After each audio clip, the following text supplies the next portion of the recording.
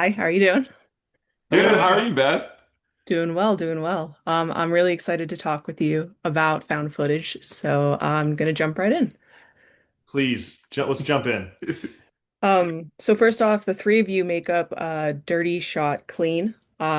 First off, what does that mean? But also, kind of like what is the origin story of the company? What does it mean? It's a really good question. Well, so Jacob and I started making short films about 7 years ago, and I think we had an intuition that we would want to make a lot of movies together. And I think at some point you were like, dude, we should be called something cool. I don't know. So we came up with a lot of names, and Dirty Shot Clean was the one I think that stuck. Mhm. Partially, so mostly because it kind of sounds cool. I do think it kind of sounds cool. Um, but then also because, I mean, you can explain from a cinematography angle, the yin yang element. The yin yang, yeah. Dirty shot, in filmmaking is like, over the shoulder, you dirty the frame up, and a clean shot is a single without that. And so I thought it might be interesting to call us Dirty Shot Clean because that's an impossible shot. It's a tough shot. Um, but it's actually not impossible because the more you think about it, you're like, well, you just push in right past the shoulder and then you got a dirty shot clean. So it's just a filmmaking thing. It started like that, but we've had many interpretations Yes, yeah. over What the. was there was There a was one that was really good the other day. What was it? It was I think it was something about the like grit of narratives. the grit Yeah. of making films is dirty, and then at the end you have like this clean product. Yeah. So that So was you good. can just go with that, you know. Go with that one. Thank you for that. I assumed it had something to do with cinematography, but figured I'd ask. Yeah. Of course. Of course. So found footage, the making of the Patterson Project is releasing soon. First off, congratulations on that. But how did this project come to be? Yeah, so it's actually our second movie. Our first movie is called Et 2. It's being released the month after found footage because that's just how movies work sometimes. And part of the process of making Et 2, it was so all in, such an all in experience that we quit our jobs to do that.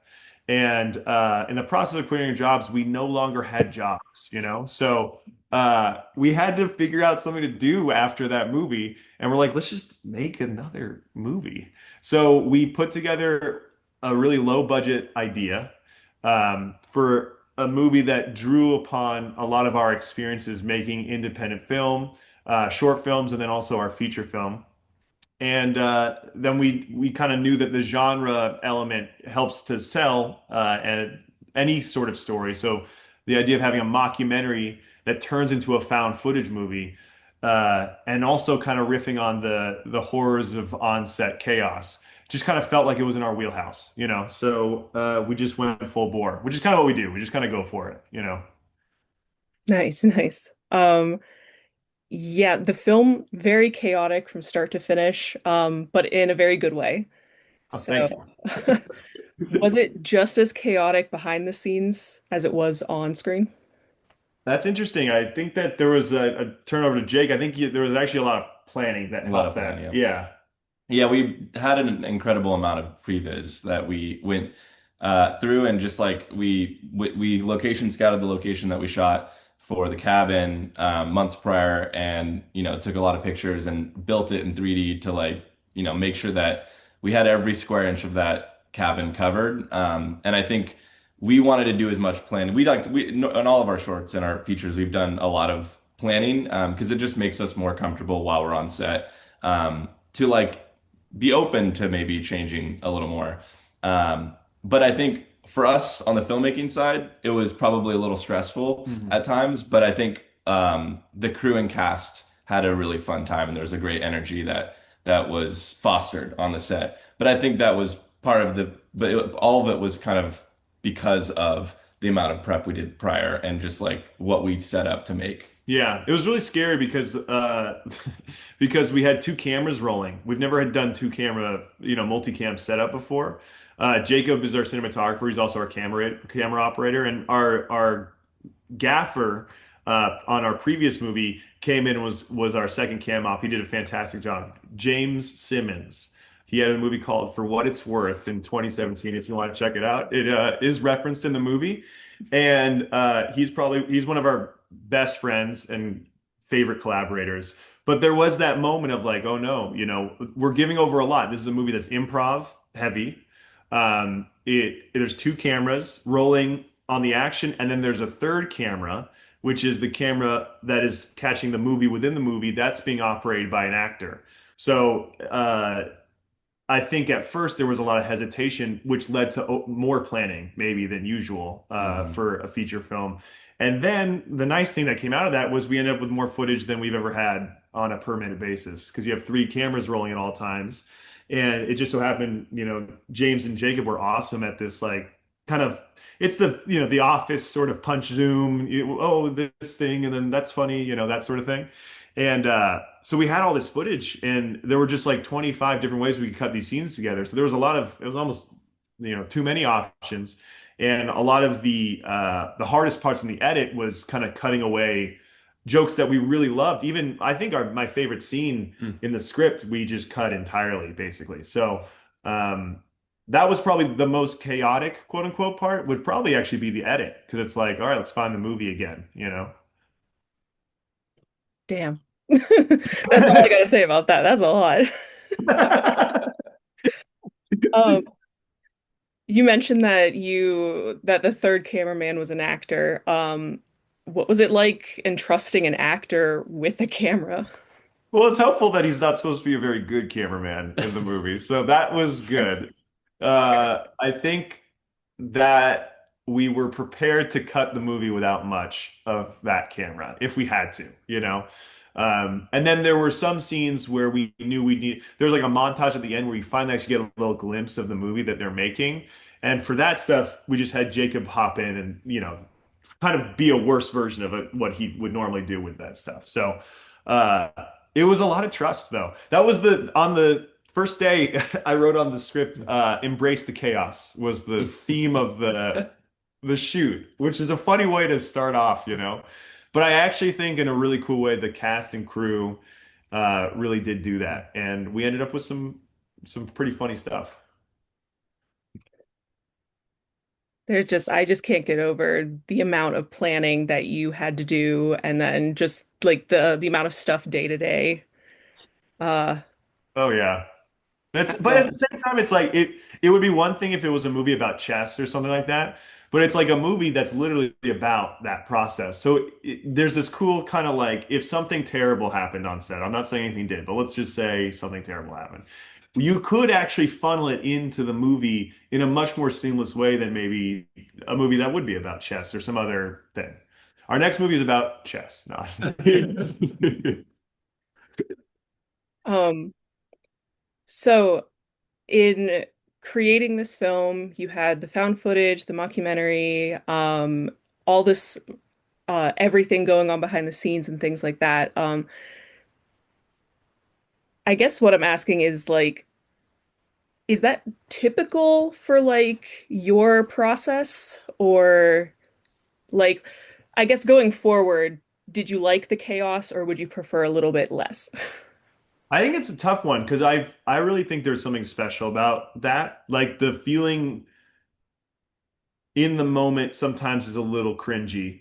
And in the lead up it's a little sweaty, but then after the fact, there's things that I mean, there's some performances, for example, that I think on set you don't even realize kind of how grounded it is because there's other crazy things going on. And I think as we kind of are looking to pitch our next movies that may be a little bigger, I do think it's something people are scared of. The idea, like it's kind of hard to pitch a movie where you give over so much control, and there's a lot more certainty in giving like a very high concept pitch. It's about a girl who this thing happens and then her life's turned upside down, right? Um, and this movie certainly isn't that. So I, I, what I would imagine is like it would be really cool to make maybe a couple movies that where we don't have to kill ourselves to make them and then maybe come back to something like this, that is a little more experimental. Even though it is very much a narrative, there's a narrative to this movie. It's not an experimental film. It's just in the way that it was made was kind of different. Mhm. That's fair. You guys deserve a break. It's Um, I really liked the inclusion of the phone number and the blog. Um, We don't see a lot of that. And in fact, I think Stranger Things did a little bit of that, but definitely Blair Witch Project. So why did you create the phone number and the blog? Well, I think part of it is because there's a terrible tragedy that happened at in the Patterson Project massacre. Yeah, is You gave up on that yeah, one.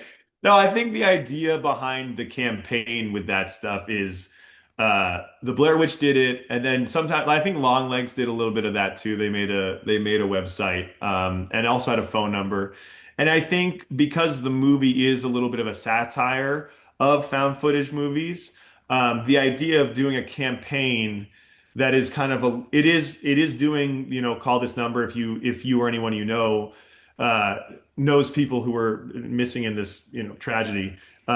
It does that, but it also kind of makes fun of it. It's a little weird, there's something kind of funny about the website. There's kind of like jokes like, Natalie's picture. If you click on Natalie's picture, I think it takes you to like a used sweater store. It's like not quite the creepiest website of all time, but there are some scares too. So it kind of fit in with the what the movie was, which was kind of riffing on found footage movies. So why not riff on a found footage marketing strategy? That's fair. That's fair. I watched some of the shorts on the blog, but I didn't get to the sweater website. Oh yeah, that's a deep cut. Good, that's fine. I like the shorts. I like the director commentary of Coming Home is my favorite one of the shorts. Um, Considering that we are officially in the era of influencers and live streaming and documenting our every move, what do you think the future of found footage and mockumentary looks like?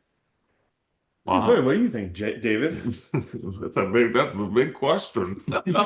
I don't know. It is becoming more like available for people to just like shoot stuff on their phones and people are like I think everybody is making that stuff, which is really exciting because I think there's a lot of creative people out there that normally wouldn't have the chance to like do that sort of thing. So that's really exciting. But maybe I don't know, maybe it'll become like a very like too popular and then people get tired of it and maybe it'll become like a trend that dies for a while and then maybe people will miss it again and it'll come back. I don't know exactly how that looks. All I know is uh, the Blair Witch was like a instant classic and it just it's definitely ripe for satire like Max was saying. Um, and that's we comedy is always like kind of like at the top of our totem pole when we're making stuff. We just love to laugh and have fun. Um, so yeah, I also think that people are a little as attainable as it is.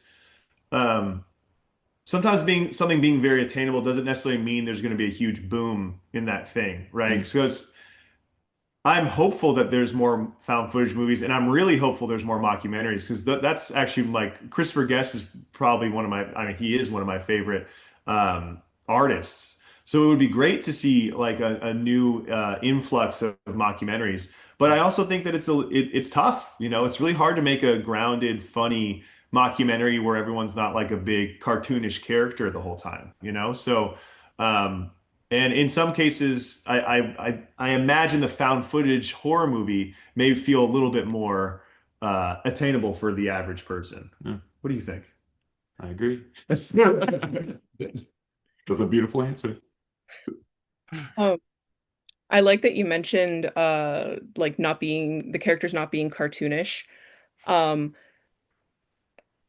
what was it like balancing the comedy with the horror, but not taking it that far? That was the key element, I think, was just making sure that I think at the heart of it is just when you're an improv movie, everyone wants to be the joke in the movie most of the time, or if you're in an improv class, you want to be it's natural. You want to be the one who gets the big laugh. It totally makes sense, especially in an improv scene where the punchline, anyone could land it at any time. So I really think the key was having actors who were more ready to tell the narrative story than they were to be the joke at all times. And that gave us, I think, the ability to go into more of a horror finale while still making it feel somewhat grounded. Hopefully. I mean, we'll see what people think. But that was the idea. Let's make it so that they really love these characters. First of all, above all, like comedy right there, but right next to it is like I just want people to like the character. I love the characters so much. I want people to like these people and kind of wish that they were a part of this production because I mean, it's kind of like I think anytime someone's a part of a movie, it becomes a once in a lifetime experience, whether they do many movies or that's the only one they do. It's something they'll talk about forever, right? So I kind of wanted the movie to feel like that. That's awesome. What do you guys think? I agree. Good.